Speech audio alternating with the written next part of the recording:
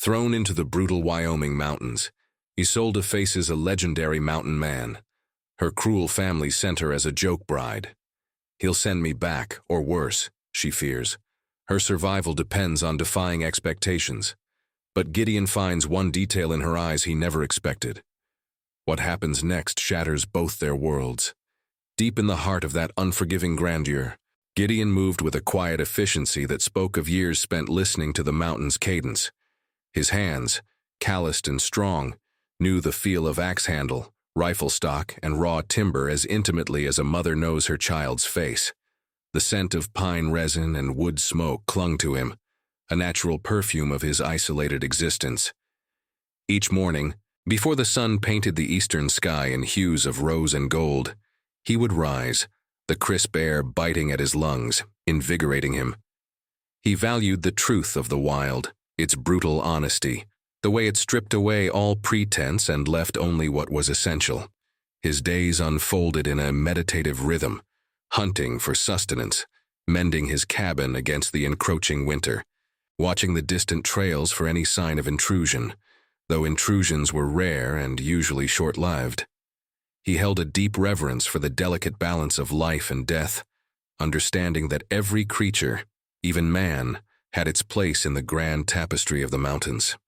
He had built his world with his own hands, carving out a life of fierce independence, believing that he needed nothing more than the land itself to find his peace. Yet sometimes, in the deepest stillness of the night, when the fire crackled low and the wind sang its mournful song through the eaves, a profound and indefinable ache would settle in his chest, a yearning for a connection he dared not name, a warmth beyond the embers.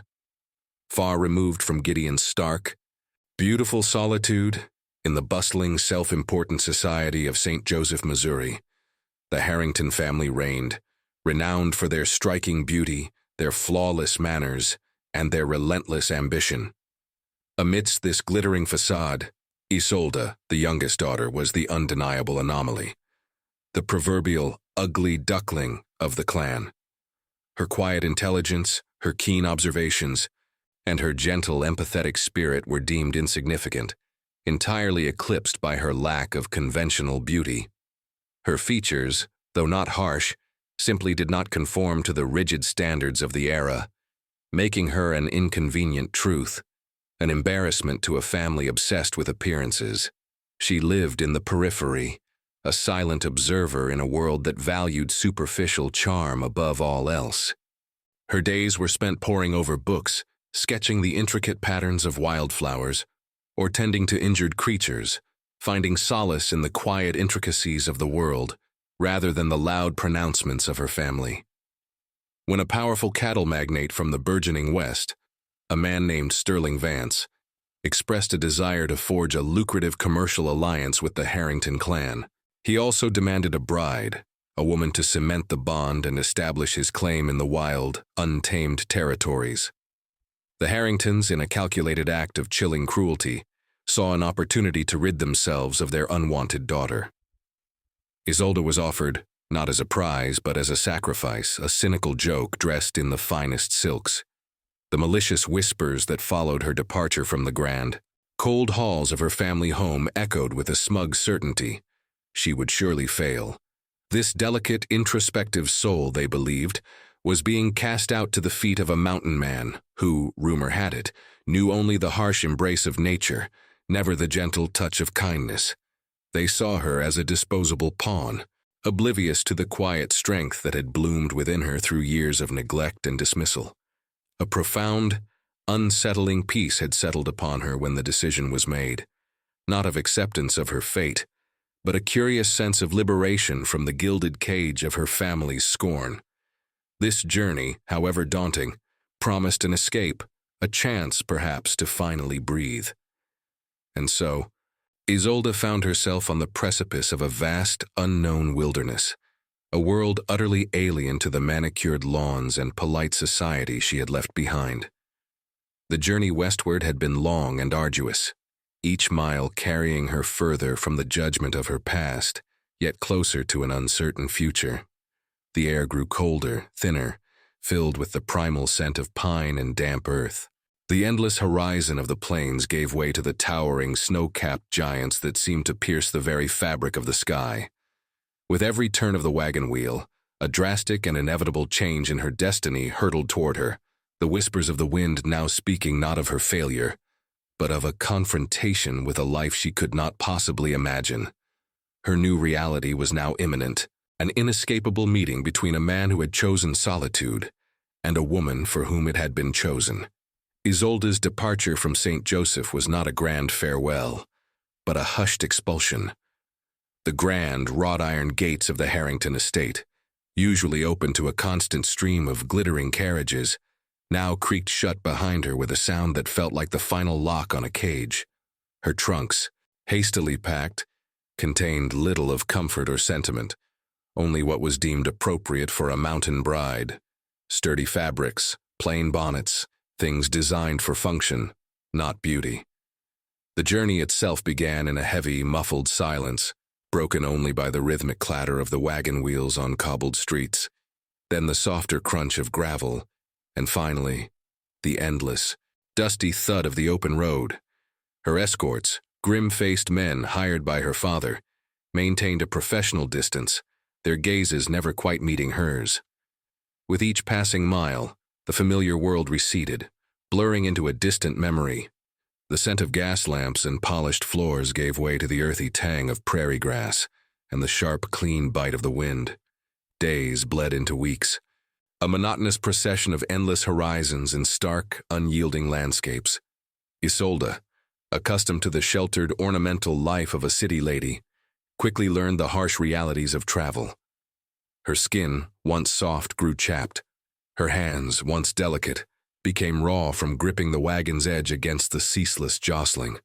She learned to discern the subtle shifts in the weather, to appreciate the sparse shelter of an outcropping, and to find a strange, quiet beauty in the vast emptiness that stretched before her. Within her, a profound shift began to stir. The initial shock, the humiliation of being discarded, slowly began to give way to a different kind of sensation. It was not acceptance, not yet, but a burgeoning understanding of the fierce independence this new world demanded. She was no longer a decorative piece, confined by societal expectations, but a lone figure moving through an epic landscape, her fate entirely her own to navigate, even if that navigation began from a position of forced exile. She found herself observing the flight of hawks against the boundless sky, the intricate patterns of wildflowers blooming defiantly in the arid earth, the raw, unpolished beauty of a world indifferent to status or appearance. Here, the mountains did not care for her lineage or her lack of a dowry. They simply were. This unyielding truth, initially terrifying, gradually became strangely liberating. One evening, as the sun dipped below the horizon, painting the sky in fiery streaks of orange and purple, a revelation, cold and precise as the evening air, settled over her. She overheard fragments of conversation from her escorts, their gruff voices carrying on the still night wind. They spoke not of her future husband with respect, but with a mixture of fear and grudging admiration. "He's a force, that Thorn," one mumbled, chewing on a piece of dried meat. "Nobody goes near his land without an invitation, not even Vance." The other grunted in agreement. "Aye, but Vance found a way around his pride. A woman, eh? Even a mountain bear has a soft spot, if you know where to aim." These words, seemingly innocuous, struck Isolde with the force of a physical blow. Her family's joke was far more insidious than a mere dismissal. She was not just being sent to a rough mountain man. She was a tool, a means to an end for the ambitious Sterling Vance, a vulnerability to be exploited. Vance, by sending her, the unloved, the overlooked, sought to not only gain access to Gideon Thorne's formidable knowledge of the land and perhaps his influence, but also to subtly exert control, to introduce a disruptive element into a life of rigid independence. The family had not merely gotten rid of her, they had used her, knowing full well the perilous nature of the transaction. Her marriage was a transaction of power, and she, the unwanted commodity, was meant to be the lever. The full weight of her predicament settled upon Isolde then, heavy and undeniable. There would be no turning back. The path behind her was obliterated by the vast distance and the finality of her family's actions. The path ahead was shrouded in the mystique of a man known only through fearful whispers, a world of snow-capped peaks and silent forests. Yet, in that chilling moment of clarity, midst the crackling of the campfire and the distant howl of a wolf, a spark ignited within her. It was not defiance, not exactly, but a deep, quiet resolve. If she was to be a tool, she would be a sharp one. If she was to be a pawn, she would move with purpose. Her future was no longer merely a sentence but a challenge. The vast, towering mountains, now looming large in the approaching dawn, no longer felt solely like a prison, but like a colossal, silent sentinel guarding the threshold of a new, formidable life. She took a slow, deep breath, the cold air filling her lungs, and for the first time, she truly looked at the mountain range. Not with terror, but with a nascent, steely determination, her heart beating a new, fierce rhythm against her ribs. She was crossing over, leaving behind everything she knew, stepping into a destiny woven not by her choosing, but one she would now, against all odds, make her own. The journey's final leg was a brutal ascent, a winding path that seemed to challenge the very will to continue. The air grew thinner, sharper, carrying the scent of ancient ice and raw earth. The wagon, no longer rattling over dusty plains, now groaned and swayed over treacherous mountain trails, its wheels struggling against loose rock and steep inclines. Isolda's escorts, their faces etched with fatigue and unease, spoke in hushed tones, their eyes scanning the dense tree line as if expecting an ambush at any moment. The majesty of the mountains, once a distant, awe-inspiring sight, now pressed in on them, vast and overwhelming, a labyrinth of shadowed valleys and towering peaks. Finally, after what felt like an eternity, the wagon stopped. There, nestled in a hidden alcove, overshadowed by a massive, silent peak, stood the cabin. It was not the crude hovel Isolde had half expected, nor the ramshackle hut of a madman, but a formidable structure built with immense logs, its stone chimney rising like a silent guardian. Smoke curled lazily from its top, a lone beacon in the vast wilderness. A single figure stood before it, silhouetted against the fading light of the afternoon sun. This was Gideon Thorne. He was a formidable presence, taller and broader than any man Isolde had ever seen, his form seemingly carved from the very rock of the mountain itself. His eyes, the color of glacial ice, held a piercing intensity that seemed to see straight into her soul, stripping away layers of pretense and societal artifice. He wore buckskin and fur, clothes that blended seamlessly with the rugged landscape, and a long rifle rested casually in the crook of his arm, an extension of his own formidable strength. There was no warmth in his gaze, no greeting, only a stark, appraising silence that stretched between them, heavy with unspoken questions. He expected a city lady, a delicate flower wilting in the mountain air, and instead, he saw a young woman whose terror was palpable, yes, but whose eyes, deep and knowing, held a strange, resilient wisdom as she took in the wilderness around her. She looked at the raw beauty of the peaks with a reverence that mirrored his own, a quiet understanding of its power. He spoke, his voice a low rumble, like stones shifting deep within the earth.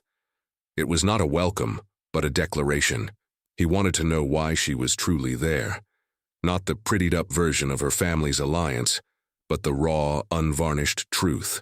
He had seen the malice behind her family's act even before she spoke, recognizing the precise contours of a cruelty familiar to any creature that had known abandonment. He saw the silent pain, the quiet dignity of a person who had been used as a pawn, and something within his own guarded heart stirred. His silence, which the world took for disdain, was not of judgment, but of a profound and unexpected recognition of a fellow outcast. He had long considered himself the sole inhabitant of this grand, indifferent fortress, and yet here stood another, perhaps, equally exiled. Isolde, despite the pounding in her chest, found her voice. She spoke not of the wealth of her family, nor of the societal intricacies of St. Joseph, but of the plain truth of her situation. She spoke of being unwanted, of being sent away, of the long journey and the stark reality that she had nowhere else to go. Her words were not pleas, but simple statements of fact, delivered with a quiet resolve that belied her trembling hands. She made no demands, offered no expectations, merely presented herself as she was, stripped bare of all adornment, a refugee seeking shelter. Her eyes, meeting his, held no artifice, only a stark, almost desperate honesty. Gideon continued to watch her, his expression unreadable for what felt like an eternity. The scent of damp earth, pine, and wood smoke filled the air, thick with the weight of their unspoken histories. He saw past the plain dress and the travel-worn face, beyond the family's cruel jest, to the fragile but unwavering spirit that had endured such a journey. This woman, so plainly dressed, so obviously unadorned by the superficial graces of her world, carried a quiet dignity that resonated with the mountain's own stark beauty. He knew, with an instinct born of years in the wild, that she was not truly like the others, not the vain, frivolous city women he imagined. The joke of the Harrington family had delivered something far more profound than they could ever comprehend. Finally, he spoke, his voice low, resonating with the ancient wisdom of the mountains. He did not offer comfort, nor did he extend an invitation in the customary sense. Instead, he laid down a condition, as clear and unyielding as the granite peaks surrounding them.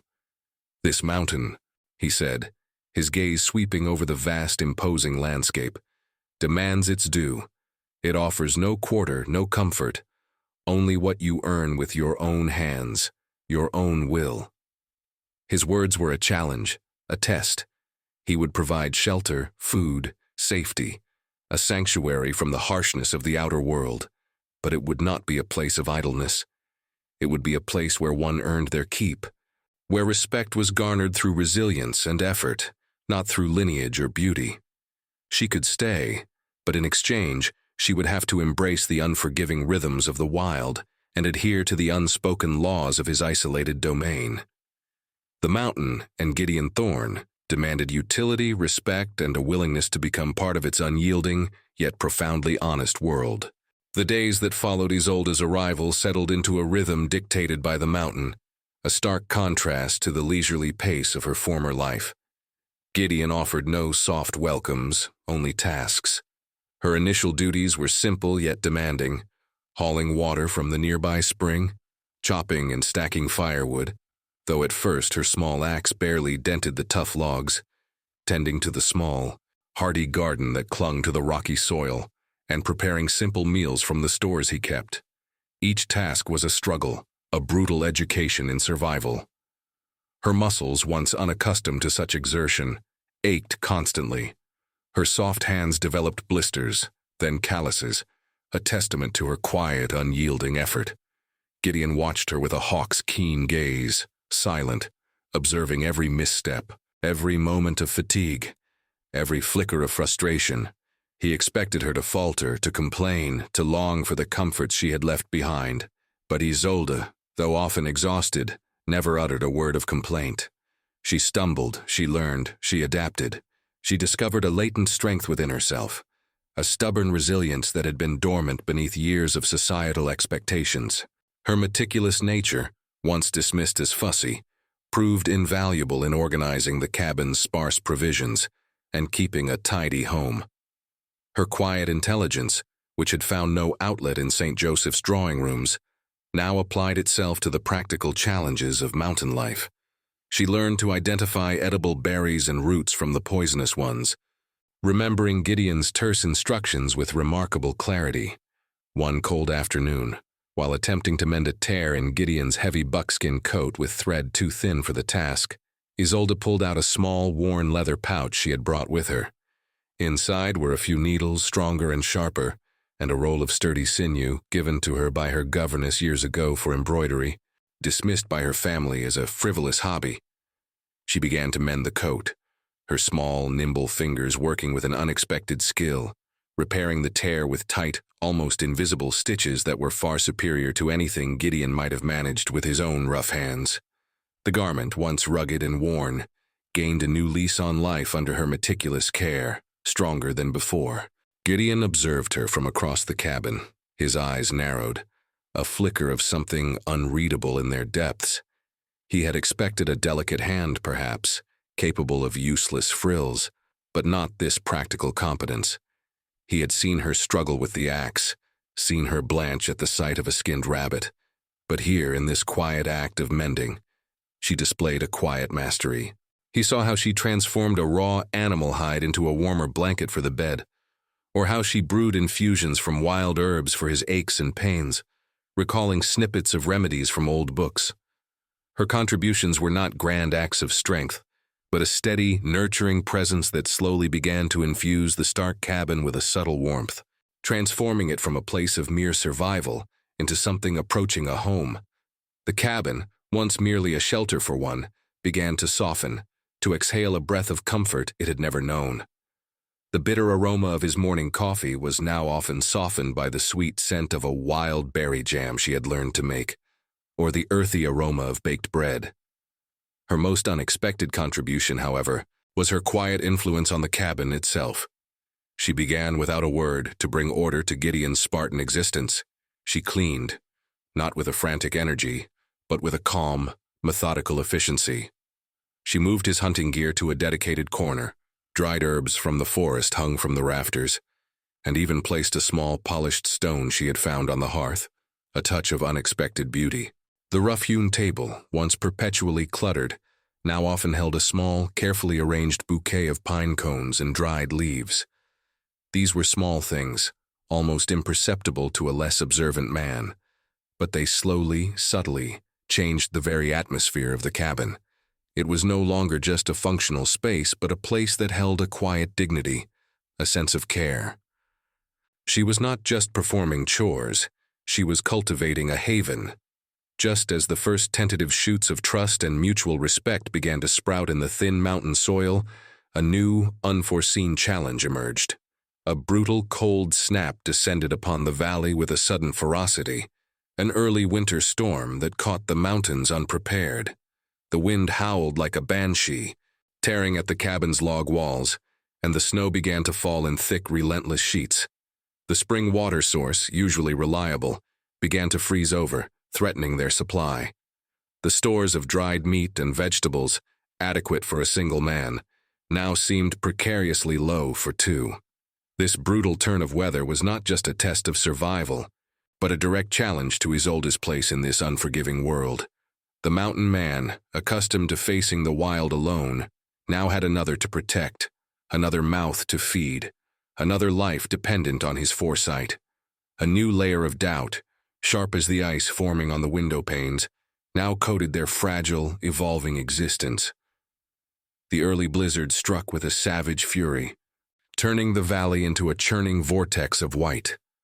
Snow piled against the cabin walls, burying windows and doors, transforming the familiar landscape into an alien, desolate expanse.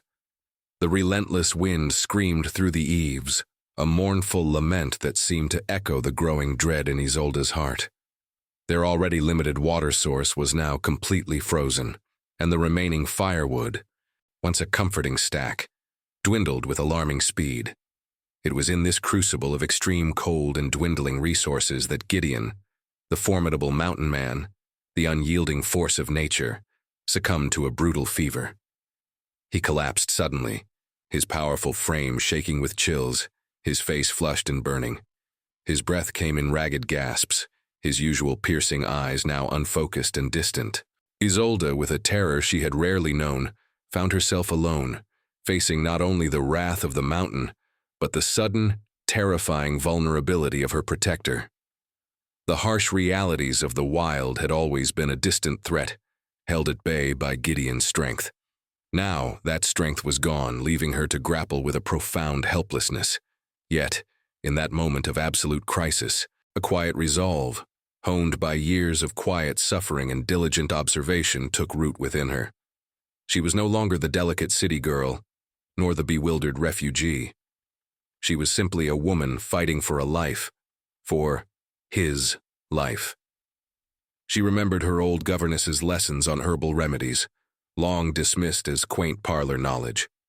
She recalled Gideon's own brief, gruff instructions on which plants offered warmth, which could soothe a fever.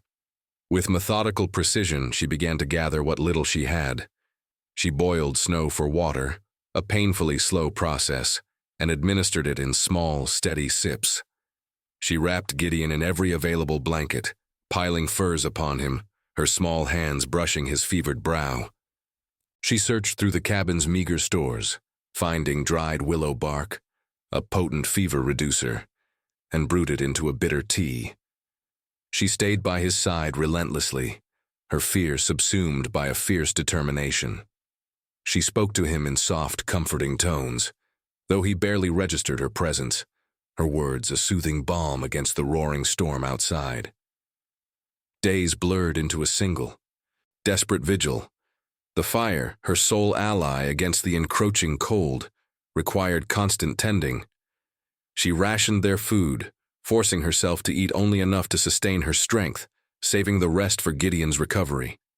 She wrestled with the heavy logs for the hearth, her body aching, her breath ragged, but she did not stop.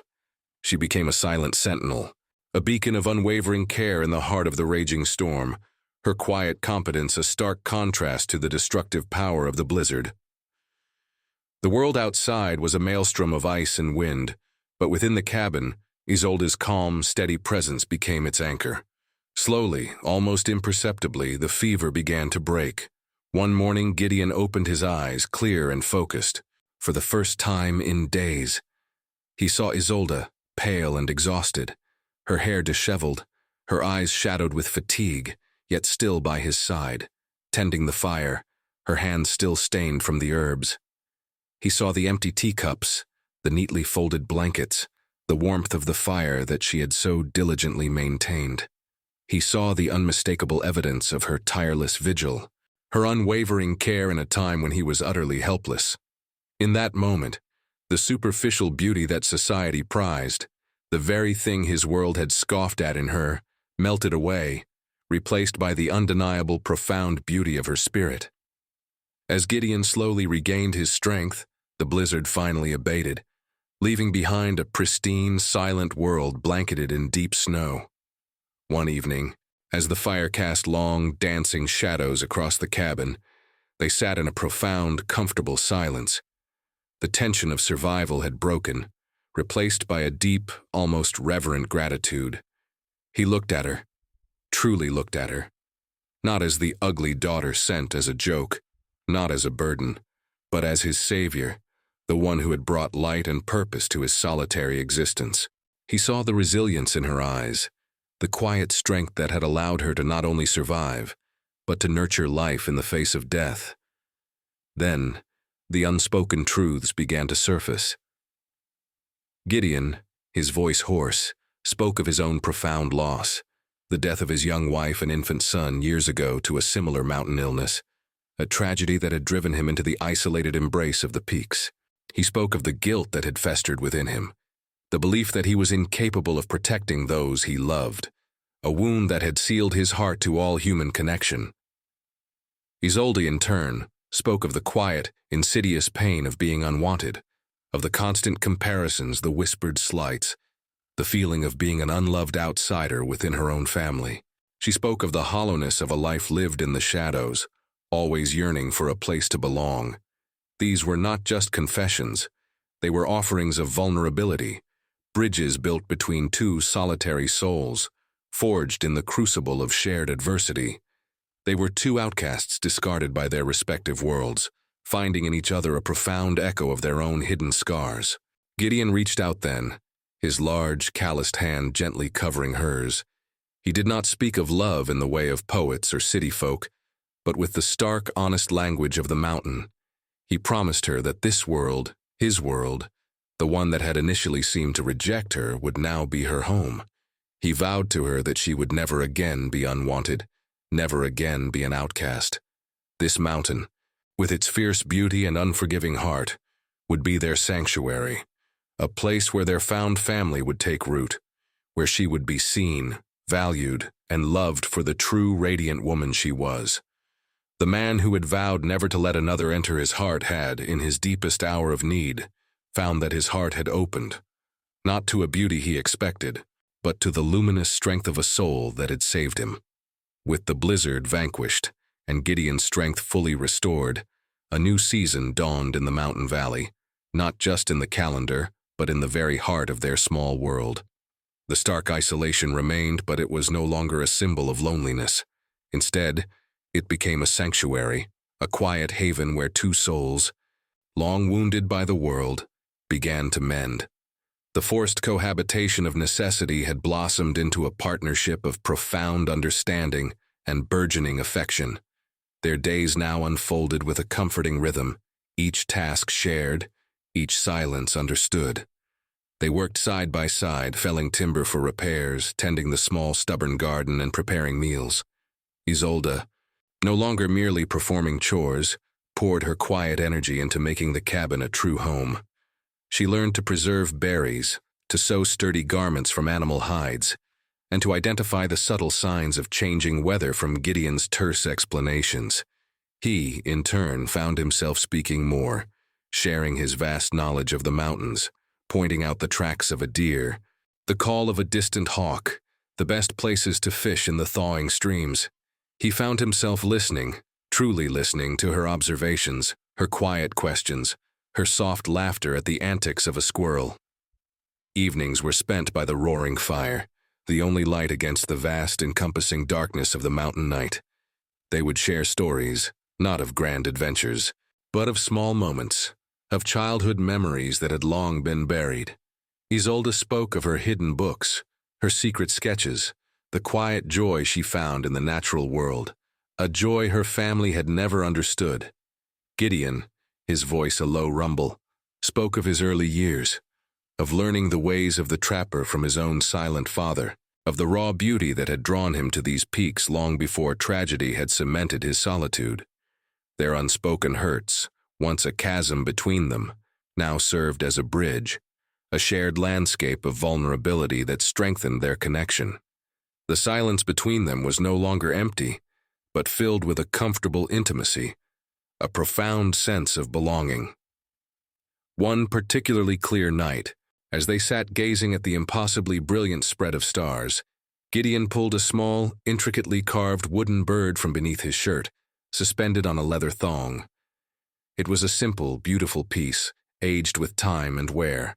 He explained that it had belonged to his mother, a woman who, like Isolde, had found solace and strength in the wild despite being an outsider.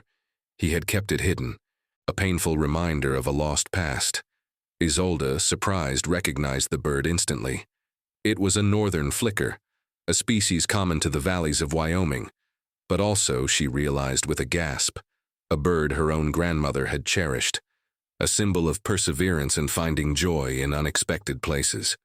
Her grandmother, a reclusive woman herself, had taught Isolde to carve, gifting her a similar, though less intricate, wooden bird years ago, an item Isolde had also secretly cherished. The sudden, astonishing realization that their families, strangers from different worlds, had shared a connection through this seemingly insignificant bird, through a shared appreciation for its quiet symbolism, sent a ripple of wonder through them. It was a subtle, almost mystical thread, hinting that their meeting, far from being a random act of cruelty, was perhaps a destined one, an ancient echo reaching across generations. It was as if the mountain itself had conspired to bring them together, weaving their fates into its ageless tapestry. But as the days lengthened and the snowmelt swelled the rivers, the fragile peace of their haven was abruptly shattered. One morning, Gideon returned from his traps, his face grim, his eyes holding a familiar, dangerous glint. He carried a fresh deer carcass, but stapled to its flank with a crude iron spike was a tattered, blood-stained piece of cloth. It was the distinct pattern of a Harrington family banner, one he remembered from a brief, unwelcome encounter with Sterling Vance's men weeks before Isolde's arrival, an aggressive scouting party that had strayed too close. The banner was a clear, unmistakable message, not of alliance, but of claim and pursuit. The vast wilderness, which had been their sanctuary, was now being encroached upon. The outside world, with its avarice and its ancient vendettas, had found them. The tranquility they had so carefully cultivated was now threatened, and a shadow, long and ominous, fell across the sun-drenched valley. Gideon, the silent protector, clenched his jaw. The peace was over. The mountain would demand more than just their labor now. It would demand their defense. The sight of the tattered Harrington banner, brutally affixed to the deer, sent a chill through Isolde that had nothing to do with the mountain air. It was a visceral reminder of the world she had fled, a symbol of the family that had cast her out, now reaching across vast distances to reclaim a possession they believed was theirs. The serenity of the valley evaporated, replaced by a palpable tension. Gideon, his features hardened into granite, moved with a renewed sense of purpose, a predatory focus that spoke of years spent anticipating threats. He examined the banner with a grim intensity, noting not just the symbol, but the crude, aggressive manner of its delivery. This was not a negotiation. It was a declaration of ownership. Isolde's stomach churned with a sickening blend of dread and fury. She had found a fragile peace here, a sense of belonging she had never known. The idea of being dragged back, of being returned to a life of contempt and enforced obedience, was unbearable. She had found her voice, her strength in this untamed land, and she would not surrender it easily.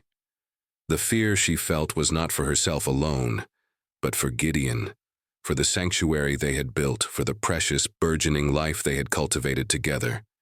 She was no longer a victim. She was a fierce defender. Gideon wasted no time. He moved with the quiet efficiency of a man preparing for war. He checked his rifle, honed his knives, and laid out traps on the trails leading into the valley. He reinforced the cabin's defenses, barricading windows and clearing lines of sight. He spoke little, but his actions communicated a grim resolve. He taught Isolde how to load and clean a rifle, how to set simple snares, how to move silently through the dense forest. He showed her the hidden escape routes, the places where they could disappear into the higher peaks if their sanctuary was breached.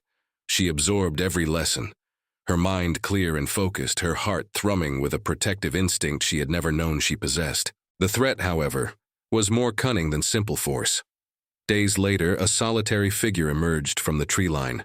Not Sterling Vance's men, but a scout, a mountain trapper known to Gideon by reputation, a man named Silas, notorious for his shiftiness and his ability to track even the most elusive prey. Silas carried a message, a carefully crafted offer from Vance. He did not seek confrontation, not directly. Instead, he promised Gideon safe passage, a substantial sum of gold and access to new hunting grounds if he simply returned Isolde to Vance. The implication was clear.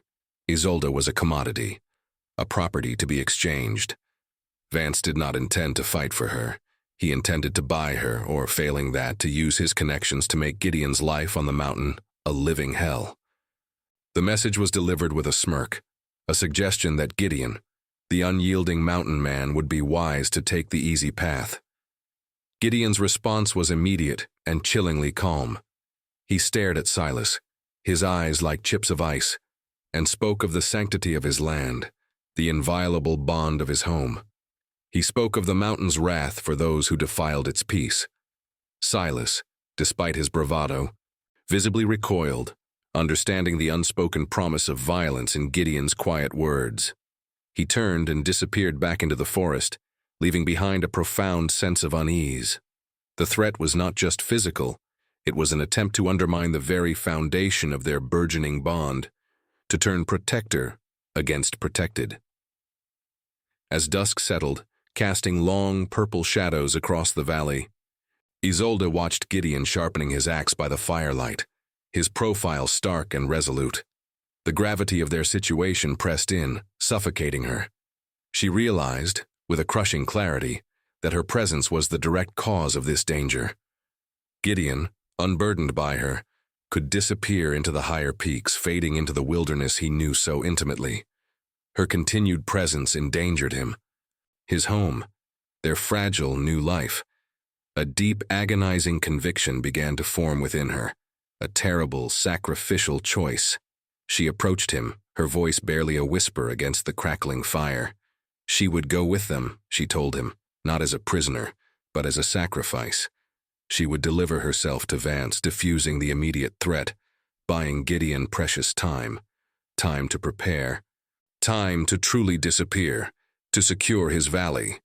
She would walk back into the lion's den, not out of fear, but out of a fierce, protective love for the man who had given her a home, and for the life they had forged. It was a terrible, terrifying choice, a self-immolation to save the only person who had ever truly seen her. She would become the bait, drawing the danger away, even if it meant risking her own mortal peril, her own recapture into a life she desperately sought to escape. Isolde's declaration hung in the air, a testament to a courage forged not in battle, but in the quiet crucible of enduring suffering. Gideon, his face a mask of stone, listened to her words, his heart a tumult of protective fury and grudging admiration. He knew the depth of her sacrifice, the terror she must feel at the prospect of returning to Vance's clutches. But he also understood the cunning in her plan, to offer herself to draw the predator out, away from their sanctuary, to buy precious time. He would not allow her to go alone. The confrontation was orchestrated on the treacherous pass leading into the valley, a narrow, winding trail easily defended. Vance's men, a rough assemblage of hired guns and desperate trackers, were a day's ride away, expecting a compliant Isolde to be delivered into their eager hands by Silas. But they were met instead by Gideon, a silent, imposing figure, his rifle held loosely, yet purposefully. Isolde stood slightly behind him, her face pale but resolute. Her appearance was a surprise. They expected a whimpering hostage, not a woman who stood her ground. Sterling Vance himself rode at the head of the party, a man whose polished boots and fine wool coat seemed jarringly out of place in the wild. His eyes, devoid of warmth, fixed on Isolde, then flickered to Gideon with a predatory gleam. He saw a nuisance, a wild man standing in the way of his acquisition. He began to speak, his voice oozing with condescension, offering Gideon a final chance to step aside, to relinquish what Vance considered his property. He spoke of wealth, of power, of the inevitable futility of resisting, but Gideon did not engage with Vance's bluster. Instead, with a sudden, fluid movement, he threw a small, leather-bound book at Vance's feet. It was Isolde's sketch journal, filled with her intricate drawings of mountain flora and fauna, and nestled within its pages, a pressed, dried flower. Vance, irritated, kicked it aside. Then Isolde stepped forward. She spoke, her voice clear and surprisingly strong, not of property or alliances, but of the mountain itself. She spoke of its brutal beauty, its unforgiving truths, of the intricate balance of life and death that governed its every breath. She described the medicinal properties of a specific herb, the habits of a rare falcon, details that only someone deeply attuned to the wilderness could know. She spoke with an authority that stunned Vance and his men, revealing a knowledge that contradicted every city-bred assumption about her. Then Gideon spoke, his voice low and dangerous. He did not threaten violence, not directly. Instead, he painted a stark picture of Vance's vulnerability in the heart of the mountains. He spoke of hidden trails, of natural traps, of the sheer impossibility of pursuing them through terrain only he truly knew, especially if they were to face the full wrath of the elements. He did not boast. He merely stated facts, each word a chilling promise of the hardships and hidden dangers that awaited anyone foolish enough to follow. He had not only protected Isolde, he had taught her, armed her with knowledge of this land, making her an ally, not a liability. The final blow, however, came from an unexpected source, as Vance began to scoff, dismissing their words as wild boasts. A sudden, guttural roar echoed through the pass. From the dense thicket above them emerged not a single bear, but a mother grizzly, massive and ferocious, her cubs trailing behind her. She had been drawn to the scent of a bait Gideon had carefully placed earlier, a deer carcass he had left strategically along their presumed path. The animal was not attacking them, but was furiously defending her territory, her roars echoing menacingly. Vance's men, hardened as they were, recoiled in primal fear, their horses whinnying and rearing. They were city men, prairie men, utterly unprepared for the raw, untamed power of the high country. Their formation broke, their courage crumbling in the face of nature's unpredictable wrath. The wilderness itself, it seemed, had come to Gideon's aid. Vance, a man of commerce and control, understood the true cost of this endeavor. He saw the disarray of his men, the unforgiving landscape, and the formidable silent figure of Gideon Thorne. He saw a woman who was no longer the docile prize he expected, but a fierce, knowing presence perfectly aligned with the wild. He understood then that this was not a simple acquisition. It was a losing battle against a force he could not comprehend or command. He snarled, his face contorted in frustrated fury. But he knew when he was beaten. He ordered his men to retreat, his eyes lingering on Isolde with a venomous promise of future retribution, a silent vow that this defeat would not be forgotten. The threat had been repelled, not by overwhelming force, but by the strategic application of knowledge, courage, and the sheer unyielding power of the mountain itself. Vance and his men vanished into the trees, leaving behind a silence that, though momentarily victorious, still hummed with the faint echo of their lingering malice. The main threat was vanquished, but the memory of their cruel intent, the venomous gaze of Vance, left a cold, hard ember in the quiet valley. 9 months later, the mountain valley shimmered under a golden autumn sun, its peaks already dusted with the first tender snows of the coming winter. The cabin, once a solitary bastion, now hummed with a quiet, vibrant life. The scars of the past confrontation were invisible, replaced by the profound peace that had taken root within its sturdy log walls. Gideon and Isolde had woven their lives together, their daily rhythms a tapestry of shared labor and unspoken affection. He no longer saw her as the ugly daughter sent as a joke, but as the very heart of his world, the woman who had brought light to his long-shadowed existence. She, in turn, saw him not as the fearsome mountain man, but as her anchor, her protector, the man who had shown her true belonging. One crisp morning, as the scent of wood smoke mingled with the sweet, damp earth, Isolde stood by the hearth, her silhouette softened by the fullness of her belly. She moved with a gentle grace, her hands now strong and capable, preparing a simple breakfast of venison and wild berries. Gideon watched her, a rare, soft smile playing on his lips. His world, once stark and solitary, was now filled with the gentle hum of her presence, the quiet anticipation of new life. The sanctuary, once a refuge from his grief, was now a vibrant, breathing home. He was no longer just a survivor. He was a husband, a protector, and soon a father. Later that afternoon, a tiny, fragile cry echoed through the cabin. Isolde, exhausted but radiant, held a bundle swaddled in soft furs. Their daughter, small and perfect, her eyes the color of the deep forest, her tiny hands reaching out for the world. Gideon, his rough hands trembling slightly, held his child for the first time, a profound wave of emotion washing over him. In that moment, the ghosts of his past, the wife and child he had lost, finally receded, replaced by the living, breathing miracle in his arms. This was not a replacement, but a continuation, a testament to the healing power of love and acceptance. In the quiet joy of their new parenthood, Isolde discovered a hidden detail in the wooden flicker carving Gideon's mother had treasured. Nestled almost imperceptibly within the intricate feather patterns on the bird's wing was a tiny faded symbol, almost identical to a mark etched into the oldest, most gnarled tree at the very edge of their valley. A tree Gideon had always regarded with a strange reverence, a marker of ancient, forgotten trails.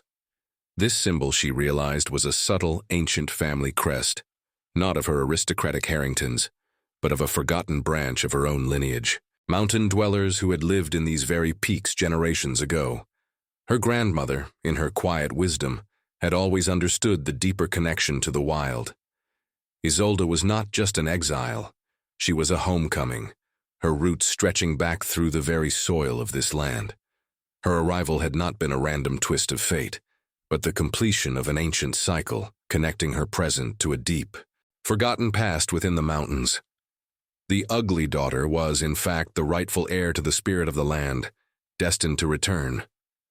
The city folk continued to whisper of the Harrington daughter, the one sent away in jest, the shame of the family, lost to the wilderness.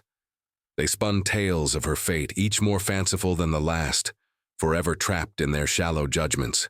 But high in the mountains, far beyond the reach of their scorn and their narrow perceptions, the truth of Isolde and Gideon's life unfolded with quiet majesty. Isolde was not merely the ugly daughter. She was the fiercely intelligent, profoundly empathetic woman who had seen beyond the legend of the mountain man to the aching heart beneath. She was the one who had brought warmth, purpose, and a future to his solitary existence. He, in turn, had been the silent sentinel who had offered her shelter, protection, and, most importantly, the unwavering acceptance she had always craved. Together they had built more than a cabin. They had forged a legacy. Their lives, intertwined with the rhythms of the mountain, became a testament to the profound truth that true strength is not found in brute force or inherited beauty, but in the vulnerability of opening one's heart, in the courage to protect what is loved, and in the enduring power of two lost souls finding their truest selves in each other. The home they created was not merely a place of shelter, but a living embodiment of belonging, a place where family was not given by blood but fiercely earned, cherished and grown, one silent, loving moment at a time. It was here, in the vast, untamed heart of the mountains, that they proved that love, like the deepest roots of the ancient pines, could thrive even in the harshest ground, blooming with a beauty far more profound than any fleeting appearance. Did you enjoy this journey? Tell us from what corner of the world you're watching this story from. Leave your comment, and to make sure you don't miss the next adventure, subscribe to the channel.